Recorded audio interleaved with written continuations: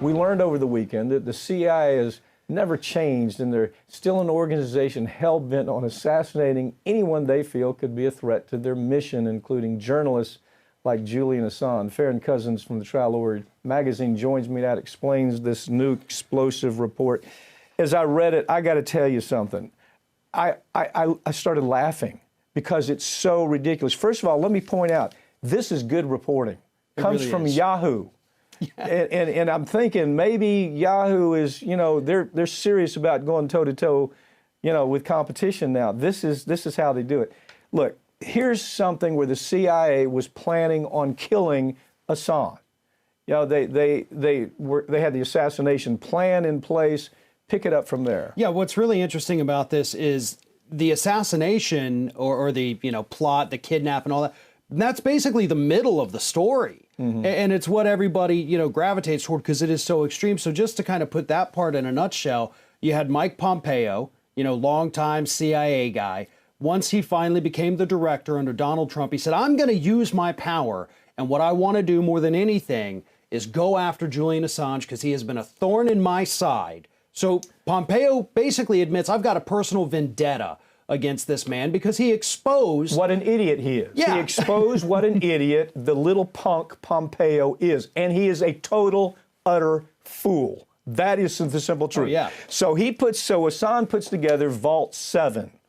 In Vault 7, he's telling these stories about how incompetent. I mean, if you just take a look at it, and you conclude that the FBI, CIA, NSA is just this gaggle of a clown car group.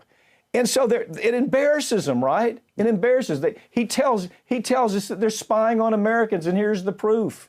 Yeah, and further explains, here's how they hack into these secure messaging apps. Here's the ones they're targeting. Here is everything this organization is doing. And it's not just to track down the bad guys. They're doing it to you, average American, using these. Your information is vulnerable. They can come after you, and we've seen too many times.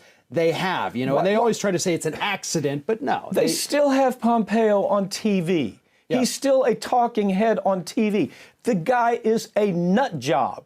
Trump knew he was a nut job when he put him in office. He would have had this, another 4 years of Pompeo, we had been a world war, there's no question.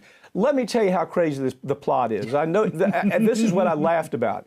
Okay, they said, okay, the Russians are coming to take him to Moscow. No proof of any of that, but they reduce it to the Russians are going to break him out of the embassy and fly him to Moscow.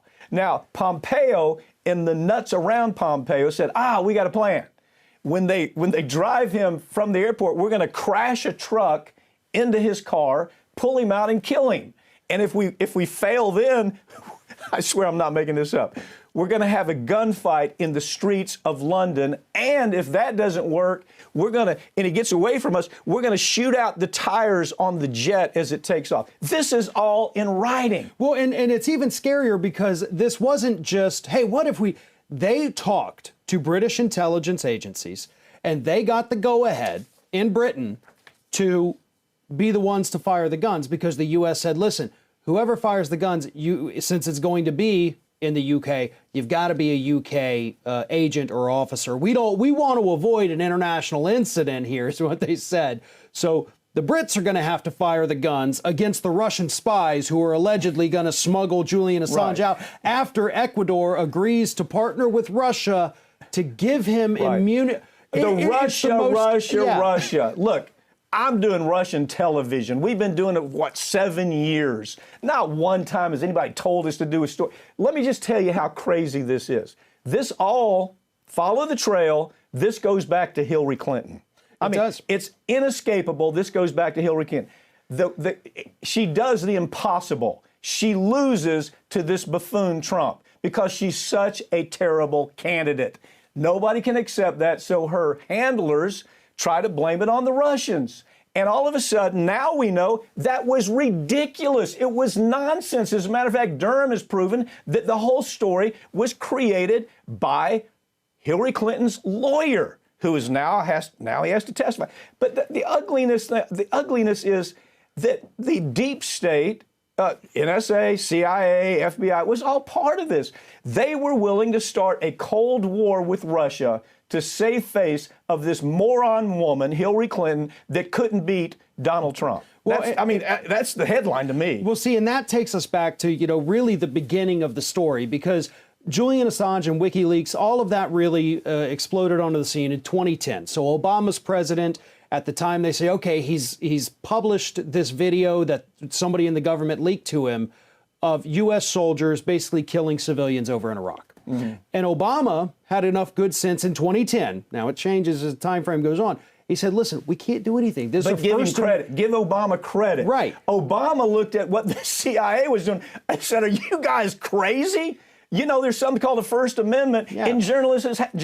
So at least at the beginning, he could tolerate what it was intolerable to him what these nuts were doing. Yeah. So pick it up from there. And then it changes. So we got a couple years of Obama saying, you're not going to touch the guy. You're not going to do it. God bless him. Right. 2013 rolls around, Edward Snowden. Yes. His information, WikiLeaks publishes it, shows the U.S. is spying on our citizens. And at that point, Obama says, well, okay, you know what? Let's look into this guy. We got to be super careful. We got to make sure there's no First Amendment issues. We're not going to do anything outside of, what's definitely legal for us to do. Let's keep an eye on him. 2016, he publishes the DNC emails. Yeah. At that point, Obama's still president. Democratic Party goes crazy. This is going to cost Hillary the election. Hell, she'd already lost the election. She was a bad candidate, and her handlers were even worse. Right. And so at that point, once the DNC emails got leaked, the government under Obama said, all right, enough's enough. We're going to start tailing WikiLeaks employees or their followers. We're going to confiscate electronic devices. We're going to fully investigate this guy. Then, of course, Trump wins. In comes Pompeo. But and he's got his I tell you what grudge. Obama did not do. He didn't let these nut jobs put together a plan to kill Assange. Right. I mean, let's talk about the difference between Trump and Obama. At least Obama said, are you guys nuts? No, you're not going to kill Assange. And then Pompeo comes in.